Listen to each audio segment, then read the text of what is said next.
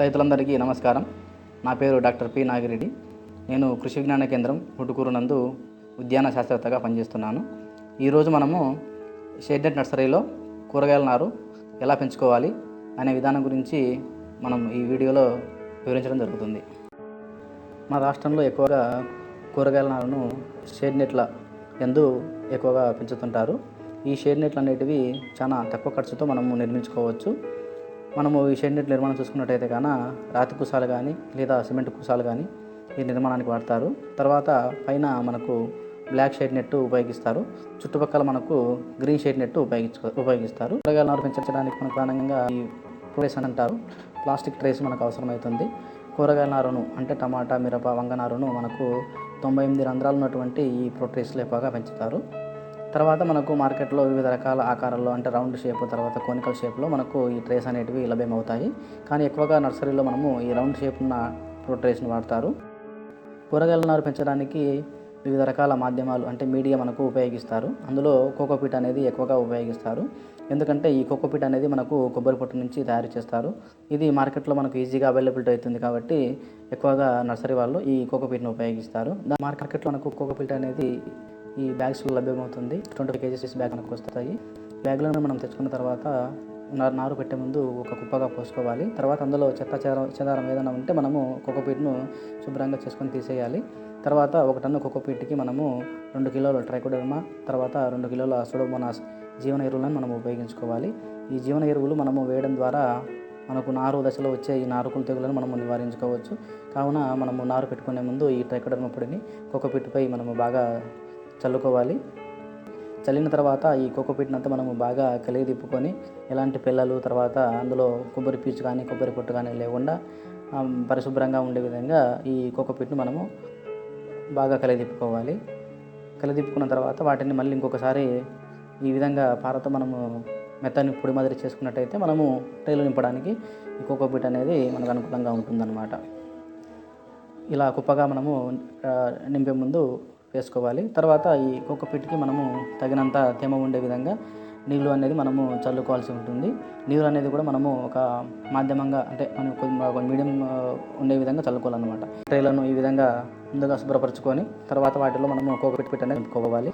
అంతకుముందు ఏదన్నా అవశేషాలు అంటే కోకోపీట్ కానీ లేకుంటే వేరే వ్యవస్థ ఉంటే వాటిని తీసేసుకొని ఈ విధంగా మనము ట్రేలను బాగా కోకోపీట్తో నింపేసేసి ట్రేలను ఒకదానిపైన ఒకటి పెట్టేసి బాగా మనము గట్టిగా అదిమినట్టయితే కానీ మనకు కోకోపీట్ అనేది కరెక్ట్గా హోల్స్లో మనకు కూర్చుంటుందన్నమాట. తర్వాత ఈరోజు మనము ఈ టమాటాలో అర్కా అబేద్ అనే రకాన్ని మనము IHR బెంగళూరు నుంచి తెప్పించడం జరిగింది. ఇది మనకు ట్రిపుల్ టెస్టింట్ వెరైటీ. ఈ టమాటా నార అనేది మనము ఈరోజు చూపించడం జరుగుతుందన్నమాట.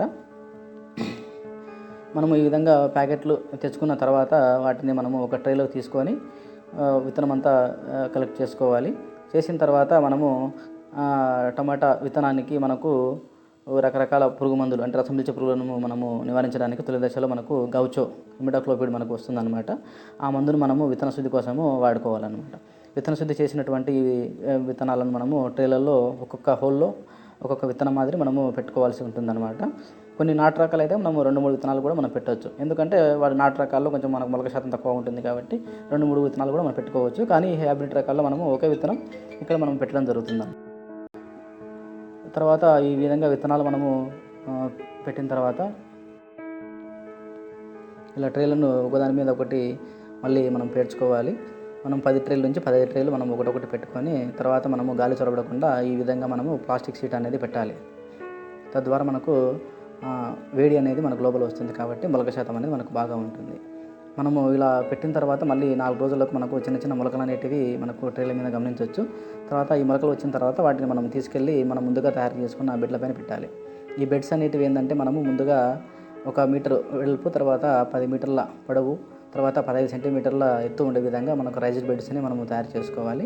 అలాంటి రైజ్డ్ బెడ్స్పై మనము ఈ బ్లాక్ పాలిథిన్ షీట్ కప్పేసేసిన తర్వాత మనము వాటిపైన ఈ ట్రేలు అనేటివి పెట్టడం జరుగుతుందన్నమాట. ఆ బ్లాక్ షీట్ మనము కప్పడం ద్వారా మనకేంటంటే వేరు వ్యవస్థ లోపలికి వెళ్లకుండా మనం ట్రే వరకే ఉంటుందన్నమాట. తర్వాత కప్పిన తర్వాత మనం ఇలాంటి పైపులు కూడా మనము వాటిపైన అమర్చుకోవాలి. ఎందుకంటే మనము వర్షం నుంచి నారును కాపాడుకోవడానికి పైన మనము బ్లాక్ పాలిథిన్ షీట్స్ని కప్పాలి కాబట్టి ఇలాంటి బెండ్ పైప్స్ మనం నిర్మాణం చేయడం జరుగుతుంది. తర్వాత మనం ప్రతిరోజు ఉదయం సాయంత్రము ఇలాంటి తెల్ల పట్టలను కప్పడము, తర్వాత తీసివేయడము చేయడం ద్వారా మనకేంటంటే రాత్రిపూట మనం వర్షం రావడం కానీ, లేదంటే ఈ చలిమంచు నారు పైన కురవకుండా మనము నారును మనం తొలి దశలో నుంచి రైతులకు ఇచ్చేంత వరకు ఇలా ప్లాస్టిక్ బట్టలు కప్పడం నుంచి రక్షించుకోవచ్చు. తర్వాత నర్సరీ అనేది ఈ నారు బాగా పెరిగిన తర్వాత మనము ట్రీలలోంచి ఈ విధంగా ఒక మొక్కలను తీసేసి, తర్వాత ఈ విధంగా నారును మనం తీసిన తర్వాత మనము ఈ CFE బాక్సెస్లో మనము పెట్టేసేసి రైతులకు ఇవ్వడం జరుగుతుంది అనమాట. తద్వారా మనము దూర ప్రాంతాలకు కూడా మనం నారు అనేది చెడిపోకుండా ఇవ్వవచ్చు. కృషి విజ్ఞాన కేంద్రం ఊటుకూరు ద్వారా మనకు రైతులకు నారు అనేది పెంచి ఇవ్వడం జరుగుతుంది. తర్వాత రైతులు కూడా ఎవరన్నా ఇంట్రెస్టెడ్గా సీడ్ కూడా తెచ్చేసి వాళ్ళకు కూడా మనము నారు అనేది నాణ్యతంగా పెంచి ఇవ్వడం జరుగుతుంది అనమాట. ఈ వీడియో చూసిన వాళ్ళందరికీ ధన్యవాదాలు. Thank you.